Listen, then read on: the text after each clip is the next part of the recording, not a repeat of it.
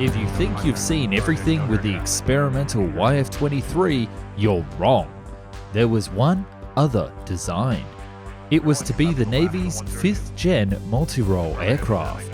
Stealthy, maneuverable, and ready to hit that highway to the danger zone. But it would face political opposition, technical challenges, and even Lockheed tried to steal the future jet crown for the second time. Join me today on the story of the aircraft that Maverick should have flown in the latest Top Gun and why we never got it.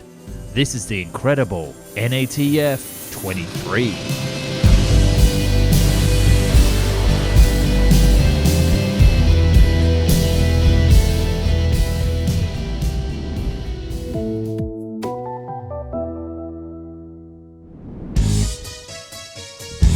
Without spoiling the Top Gun Maverick for anybody who hasn't seen the movie yet, Maverick and his band of elite Navy pilots fly the Super Hornets in the latest Top Gun sequel. Seriously, just go watch it. It has the official Found and Explained stamp of approval. And for those who watched it and might be asking yourself how it could have been better, well, today I have the answer. Our story begins with the Air Force's Advanced Tactical Fighter Program, or ATF, that was launched during the late 80s to create America's first 5th gen aircraft, with the YF-22 and YF-23 being the main competitors. The YF-22 would end up taking the edge and becoming what we know today is the F-22 Raptor. I have a full video on the YF-23 and this contest right here on the channel, which you can watch right now. But there was a footnote to this story. Northrop wasn't going to accept the loss and went over to the Navy with a proposal that could have changed everything. While this jet would have been a game changer for Maverick and Top Gun, he still would have not been successful without his wingmen. And that's a lesson I think I have learned the most, that I need wingmen just like you, especially with today's video sponsor, War Thunder. I'm asking you to come and play with me and be the goose to my Maverick. War Thunder is a free military vehicle combat online game featuring over 2,000 different land, sea and air machines that you can fly, drive and cruise to challenge yourself to be better than the aces of the past. Their range lasts from 1920s to the Cold War, with tanks, boats, ships and of course so many aircraft. Legit, they have everything from biplanes to fighter jets and even helicopters that you can unlock, my favourite so far being the P400. And there are many updates every few months with more content, just like one that featured the F-14 Tomcat. You can play solo missions, or my favourite, in huge air battles with over 100 different maps. That's right, huge battles that we can all play together. I'm still very much a beginner in the game, so you have a great chance to save me from other players, or if you really want, shoot me down. Plus, when you make an account with my link, you'll get a free bonus premium tank, aircraft, boat or ship, as well as a boost to your own account. The game's free to play across all platforms from PlayStation to Xbox and PC, and you can cross-play with anybody on any other device, so you don't need anything. Just a keyboard and a mouse on the basic PC will run it. So no excuse not to make an account below with my link, do the tutorial and come and play with me this weekend. I'll put some more details down below. It's gonna be an absolute blast. Back to the show. The Navy was looking for a 5th generation aircraft for themselves to replace the aging F-14 Tomcats and a jet that could be the spearhead for the future of the Navy Air Force. But requirements for the naval aircraft are far different than a regular Air Force jet, so the YF-23 in its original form wasn't going to fit the bill. Instead, several very significant modifications were to be done to the fuselage, almost creating a completely new aircraft, barely resembling its predecessor. But Northrop wouldn't be the only company pitching to the Navy.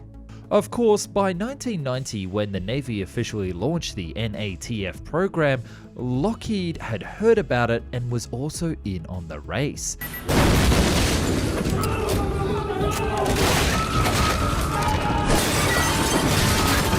They presented their own version of the F-22 Raptor for the Navy, which would be the main competition for the NATF-23.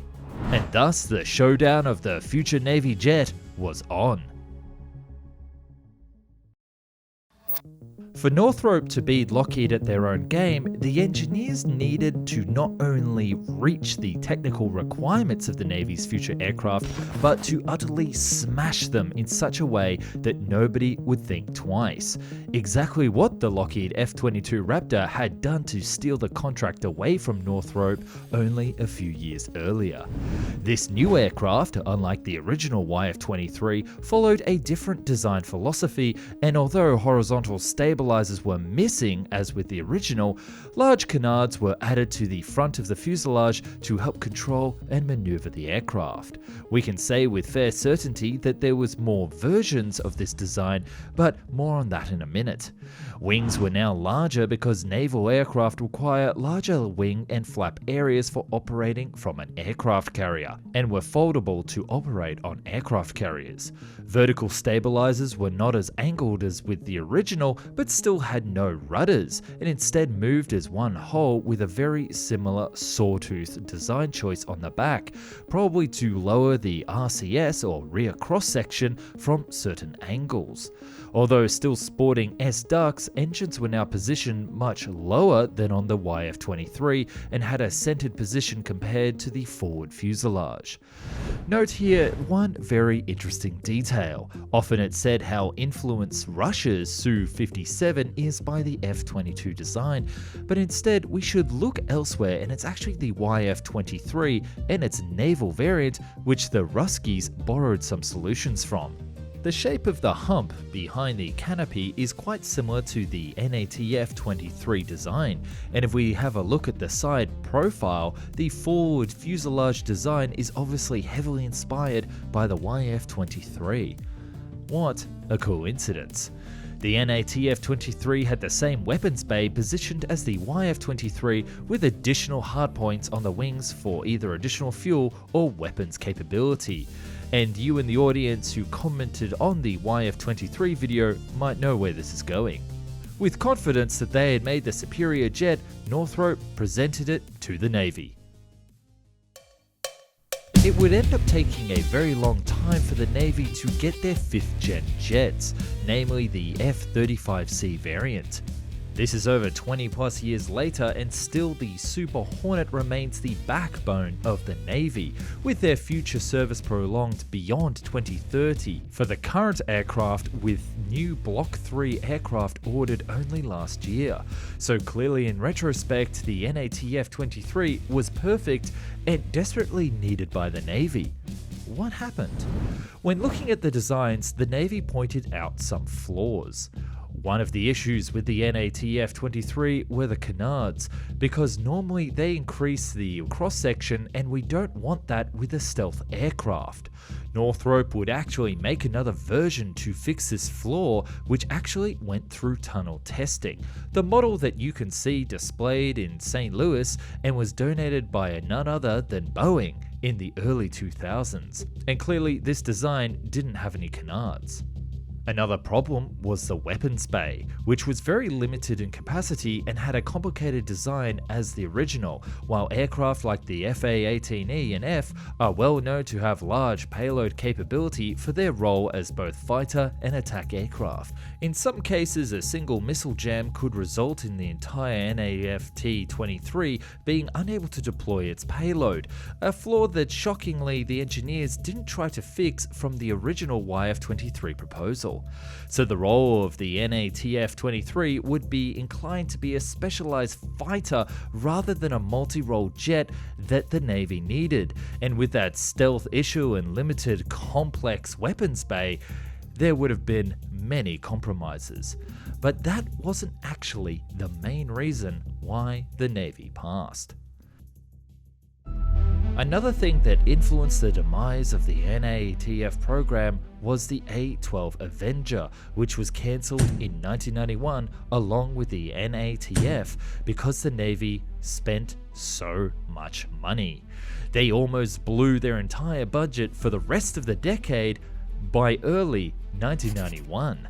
Northrop probably lost the ATF program too because of the issues with the costs and delivery of the B-2 bombers, and both the Air Force and the Navy weren't pretty happy to deal with them anymore.